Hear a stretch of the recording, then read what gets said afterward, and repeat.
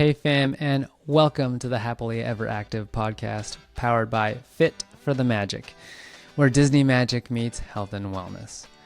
I'm Stephen Kabibi, your friendly personal healthcare companion, and I help Disney travelers walk more, hurt less, and enjoy the magic without burnout. This week, we're going to talk about something that nobody really talks about: your Disney battery. It's that crucial combination of physical stamina and emotional patience that really determines how you're going to feel at the end of the day. And today, I will be giving you my 4-step process on recharging your Disney battery. Find everything, including my pocketbook guide, Disney Ready Your Pain-Free Park Survival Guide, over at fitforthemagic.com. And if you learned something useful on this episode, please make sure to share the show and tell a friend. Okay, here we go. Have you ever felt like the vacation that you spent thousands of dollars and months planning for suddenly feels less like a getaway to the most magical place on earth, and instead more like a multiple-day marathon that you've never trained for? Picture this. You finally arrive on Main Street, USA, ready for your trip of a lifetime, but instead of soaking in the magic, you're calculating steps, you're nursing a sore back, and you're wondering why you feel completely exhausted by 2 in the afternoon. Especially when you're the primary planner for your Disney vacation, you are under a lot of pressure that you might not even realize. You aren't just a Disney guest or a tourist. You're the logistics manager, the chief packer, the emotional regulator for your entire family. You're carrying that mental load of reserving lightning lanes and dining reservations alongside that physical load of carrying a bag all day at Disney. Believe it or not, your ability to handle this Disney marathon and actually enjoy it comes from a single, often overlooked source: your Disney battery. Your Disney battery is a crucial combination of your physical stamina and your emotional patience. When it's charged, the magic feels effortless. However, when it's drained, even the smallest hiccups can feel catastrophic. The secret to a magical Disney trip isn't just the itinerary that you build, but it's how you prepare your body and your mind with the right amount and type of energy to execute it. To understand why you feel so drained, let's look at some quick numbers. If you're like most adults, you probably average between 3,000 to 4,000 steps of walking per day, mostly on carpet, wood floors, or asphalt. At Disney World, the game changes completely. The average Disney guest walks between 15,000 to 25,000 steps per day, sometimes even more, or roughly 7 to 12 miles. The distance isn't the real silent killer, though. It's the walking surface. You aren't just walking all day, you're also walking almost exclusively on concrete. When we're thinking about what's happening to our body physiologically, walking surface can indeed make a big difference. Concrete is solid and non-elastic, meaning it doesn't offer that much give compared to something like asphalt. So when you're walking on the concrete at Disney, the concrete doesn't absorb any of the shock.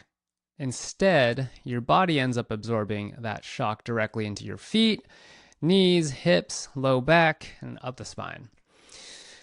Because concrete is elastic and it won't absorb the shock that happens when you're walking, your muscles then have to work more to absorb that shock from walking all day. The result? You fatigue quicker, your joints feel it more, and your legs feel dead at the end of the day. Combine this physical battering with the mental load of the rest of your trip. While your body has to manage the physiologic effects of walking and standing, your brain also has to run its own marathon. You're navigating crowds, managing lightning lanes, mobile ordering food, and filtering tons of sensory input like screaming guests or, yelling children, loud music, the Florida heat. This creates a dangerous physical and emotional feedback loop that consists of the physical stress, where your muscles tighten as they protect your joints while walking on the concrete, which creates stiffness in those muscles, and pain sensitivity, where as your body fatigues, your tolerance for pain and soreness decreases, and your tolerance for dealing with the slightest problems also decrease. This eventually leads to a crash where even low levels of stress or of back pain can shorten your mental fuse. Suddenly, a small problem like, I don't know, dropping your ice cream cone or an extra 20 minutes to wait for the bus to go back to the hotel feels to you like a disaster. When you say, I'm over this, it's not because you hate Disney. It's because your Disney battery is empty. So, why does this all matter? Believe it or not, the Disney battery isn't just about avoiding sore feet. It's also about protecting that investment that you have made to your family's happiness. When you successfully manage your energy, you change the entire narrative of your own trip. Here's what you actually gain when you prioritize your physical and mental stamina. First, you ensure that your money was well spent. To state the obvious, we all know a Disney vacation is a significant financial commitment. But if you spend the majority of your trip gritting your teeth and just trying to power through that pain, you're not getting the full value of that experience. Managing your energy means you're actually present enough to enjoy the attractions, meals, the shows you paid for, rather than just constantly looking for the nearest bench to take a break. Second, you live in the magic. There's a massive difference between survival-based memories and joy-based memories. When you're not fighting back pain or exhaustion, your brain has the mental capacity to remember those magical moments. Your child's face during the fireworks, the taste of that Dole Whip float, or the hidden Mickey that you just so happen to stumble upon. You move from a state of surviving to thriving in it. And third, family issues become manageable. Here's the hard truth. Things will go wrong at Disney.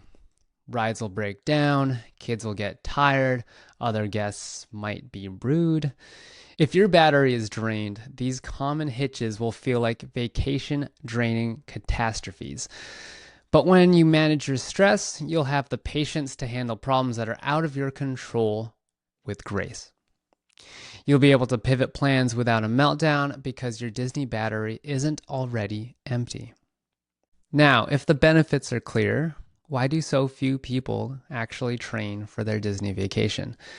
Usually it comes down to 4 specific roadblocks. The first is the I don't have time reality. Well, and to be fair, planning a Disney vacation can really feel like a part-time job. That's why there are travel advisors out there that specialize in this. Between researching dining reservations, reading blogs, watching vlogs, then waking up really early just to make those dining reservations 6 days in advance, and then coordinating outfits and packing appropriately, your spare time feels essentially non-existent. It's really easy to believe that training means hitting the gym an hour at a time.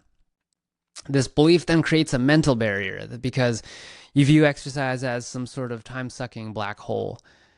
But this assumes that only long workouts count towards training for Disney. Actually, you can start physically preparing with 15-minute chunks and then still feel amazing on your next Disney vacation. The second roadblock is the "it's just walking" trap. It's really easy to assume that because you walk around your house, the office, or the grocery store, or the mall, you're ready for Disney. But as we talked about earlier, Disney walking is a completely different beast. Disney walking isn't just steady, rhythmic walking around the block. It's also just not just walking on concrete. It's a lot of stop and go, standing still for 45 minutes in a ride queue, shuffling inches at a time, then sprinting to your next dining reservation. This variable pace throughout the day creates a strain that your daily 3,000 steps simply doesn't replicate. You'll need more preparation than just walking. Otherwise, you'll still end up with a flare-up of your plantar fasciitis by day 2. The third roadblock is the "I'm too tired" misconception. When you have a full-time job and you're planning a massive vacation, the last thing you want to do is move more. You likely feel that exercise will drain whatever energy you have left. However, physiology can tell us that the opposite is true. It's the right amount and the right kind of movement that actually restores your energy by helping flush out stress hormones and increasing circulation in the body. By avoiding movement just because you are tired, you're actually keeping yourself stuck in a cycle of fatigue and stress. And the fourth roadblock is the guilt factor. And I get it, especially as the person in the family that plans the vacation. It's honestly probably the biggest hurdle that any family planner will run into. You feel guilty by taking 20 minutes out of your own time to stretch, work out, or breathe just because there's so much to get done for everybody else. You see self-care as selfish time away from your own responsibilities to take care of the family. But remember what airline attendants say during their safety spiel. You must put on your own oxygen mask before assisting others. If the leader of the trip goes down with a back spasm, the whole ship goes down. Taking time to prepare is not selfish. It's responsible leadership. So, how do you train your Disney battery for your next Disney trip so you're not so overwhelmed? The first step in your action plan isn't a squat, nor is it a lunge. To overcome the roadblocks we just listed, you need to reframe what you're doing. So stop calling it exercise. For many of us, the word exercise carries a lot of baggage. It sounds like a chore, a punishment for what we ate, something we have to do to feel better about our bodies, or it just feels like another item on our already outstanding, long, overflowing to-do list. So instead, let's call it our Disney prep. When you pack your suitcase, buy sunscreen, or break in new shoes for the parks, you don't see those tasks as punishments. You view them as an essential part of a successful Disney trip. Moving your body is no different. It's a strategic investment in your vacation experience. Now, remember, the goal here isn't to run a 5K or to fit into a different clothing size. Instead, the goal is resilience. You're simply training your body to tolerate the specific demands of the parks so that when you're standing in that 90-minute ride queue for Rise of the Resistance, your lower back doesn't scream at you to quit.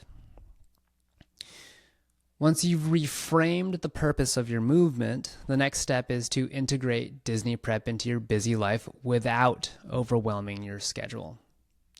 This is where we tackle the I don't have time roadblock head on. You don't need a gym membership or an hour-long block of time. Really, you could just start with 5 minutes or less. Think of movement as a mental break from the stress of planning rather than another chore. When you're deep in the weeds of comparing lightning lane strategies or stressing over dining reservations, your body physically manifests that low-level stress and anxiety. Your shoulders start to creep up to your ears, your jaw starts to tighten, and your breathing gets shallow. So use movement as your reset button. Here is a good strategy for that mental reset. Whenever you feel that planning anxiety start to rise or you've been sitting at your computer for far too long, why don't you go ahead and stand up, take 5 minutes, and do some intentional movement. For example, you could do a few calf raises and focus on the tension that builds up in your calves. Or you can do a standing hip flexor stretch and focus on that gentle pull at the front of your hip. Or if you want to just go for a nice simple walk, why don't you focus on getting that pep in your step as you're walking down Main Street USA, as you clear your head. Now, why does this work? First, it physically prepares your joints and your muscles and your tendons to carry the load of a Disney vacation. These simple movements to start with, they help get the ball rolling so that your body can handle the physical stress of a multi-day marathon at Disney World. Second, and perhaps more importantly, it sets you up for success during your trip. Now, what do I mean by that? When you pair your chosen exercise with a focal point, so when you focus on the tension in your calves during the calf stretch, or you focus on the pull at the front of your hip during the hip flexor stretch, or you focus on that pep in your step that you're going to have when you're walking down Main Street, you are essentially shifting your focus away from that which builds anxiety, and instead you are bringing it inward in order to center yourself. If you learn how to use movement to center yourself now, before your Disney trip, in the comfort of your own home, it'll become second nature, so that you do it when you're in the middle of a crowded theme park automatically. You're basically training your nervous system to recognize that movement equals relief, not movement equals work. This simple habit is the foundation for maintaining your Disney battery when the real marathon begins. Okay, step 3.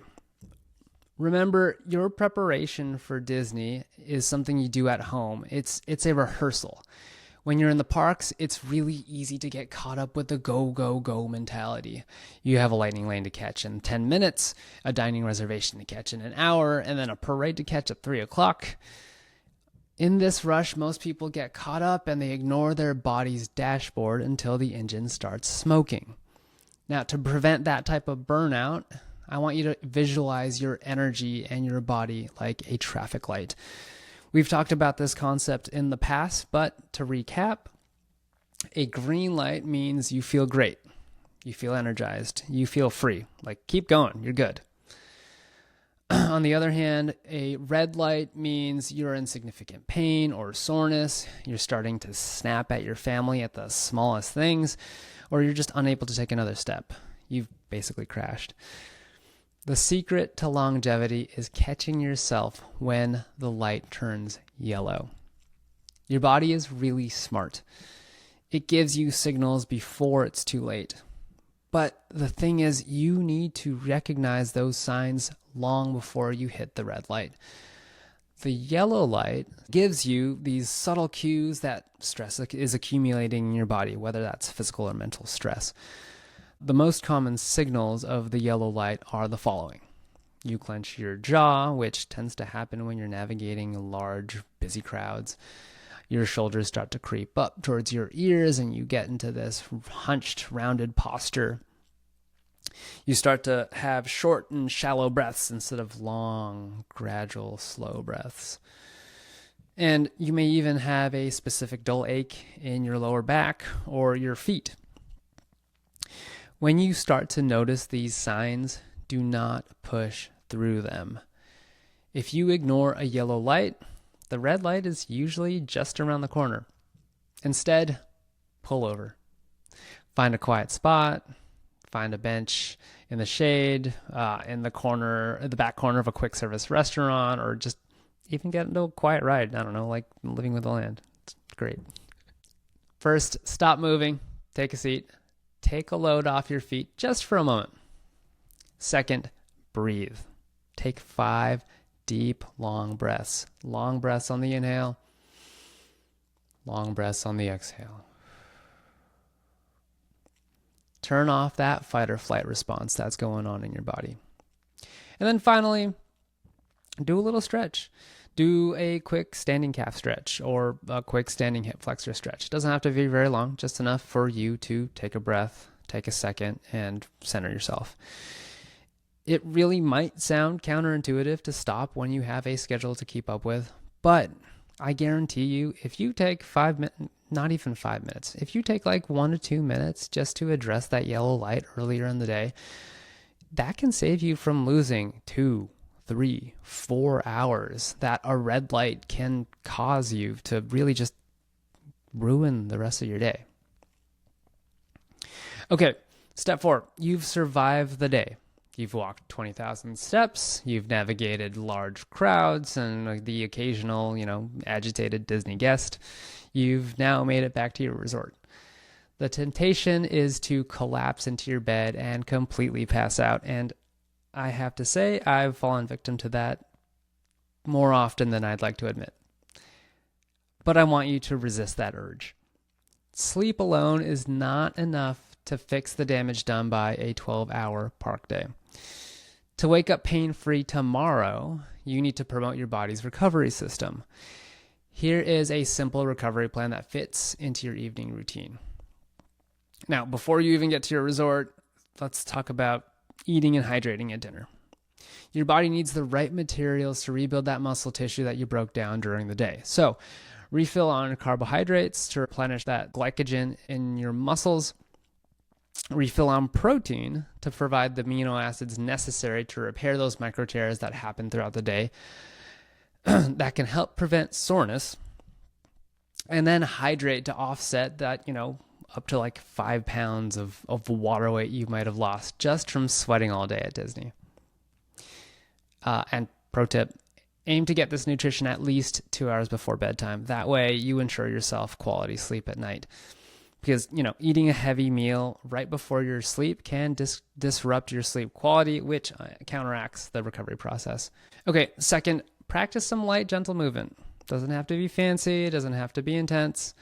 Just find ways to integrate light, gentle movement as you get back to the hotel. So something like, as you're waiting in line for the Disney bus or the Disney Skyliner, do some hip circles or a mini standing hip flexor stretch or a calf stretch. When you're on the bus or when you're on the Skyliner, why don't you do some ankle pumps? Just move that ankle back and forth. Do some ankle circles. Get the fluid flowing so that you can get fluid back running up to your heart and jumpstart that recovery process. Then once you get into your room, take a few minutes. 5 minutes max to do a few static stretches. Focus on stretches that help out the major muscle movers. So like a calf stretch against the wall, a figure 4 stretch, which you can do seated or lying on your back, even working on some spinal rotations. That way you're covering your ankles, your hips, your spine. Those are the big ones. Hold each stretch for about 45 seconds while you're taking slow, deep breaths to center yourself and to signal to your body that it's time to wind down and get ready to sleep. Okay, third, keep this part simple. Sleep hygiene and some simple massage tools. Let's start with those massage tools. A tennis ball is really one of the most effective recovery tools that you can use and pack into your suitcase. You can use that tennis ball and roll the bottom of your foot over it to relieve some tension. You can even use it on your hamstrings or your quads or even your glutes to relieve some of that tension. And then prioritize your sleep hygiene. As your body releases the most growth hormone during sleep, which helps to repair all of the tissues that you may have damaged while walking, which is a normal process, you want to prioritize high quality sleep. So keep your room cool and as dark as possible and limit screen time right before going to bed. Quality sleep really is the only way to ensure that your battery is fully charged for tomorrow's rope drop. The Disney Marathon does not have to break you. By understanding the mechanics of your Disney battery, you can take control of your vacation experience. Now, let's go ahead and recap your action plan. First, reframe. Remember, it's not exercise, it's Disney prep. Second, reset. Use movement now to manage stress and train your body. Third, remember the light system. Listen to your body in the parks and stop before you hit the red light and possibly crash. And then finally, recover. That means fueling, hydrating, stretching, and getting quality sleep so that you can do it all again tomorrow. Imagine waking up on day 4 of your trip. Instead of gingerly stepping out of bed with feet that feel like they're on fire, you feel refreshed. You have the energy to race your kids to the bus stop. You have the patience to handle that ride malfunction and just laugh it off. You're fully present in the magic because you aren't distracted by pain. That is the magical vacation that you paid for, and it starts with the prep that you do today. Are you ready to build your Disney battery? Now let's get moving. I have for you a 30-day Disney walking challenge that's designed to start gentle and then progress in length and intensity so that you'll conquer the Disney parks all day without burnout. Every day for 30 days, you will be guided through your challenge with a walking workout for the day, an inspirational Disney quote, and a PDF worksheet that helps you track your progress. You'll be amazed how much stronger and confident you'll feel at the end of the challenge. Head over to www.fitforthemagic.com/30 to sign up for your 30-day walking program. Okay, real quick, I do want to turn it over to you, the listener. What do you like to do to recharge your Disney battery? Let me know in the comments on the Happily Ever Active Club or on social media on Instagram or Threads. If you love what you hear and you want to learn more, I highly encourage you to head over to fitforthemagic.com, where you'll find more resources on how you can have a pain-free vacation. And if you enjoy this episode, please make sure to share it with anyone that might benefit from it. And of course, please leave a rating or review in your favorite podcast app if you enjoyed the show. This helps me tremendously as I move forward with new episodes to come. I hope you'll tune in to learn more about how to have a pain-free, soreness-free, and exhaustion-free vacation so that you can make magical memories with your loved ones.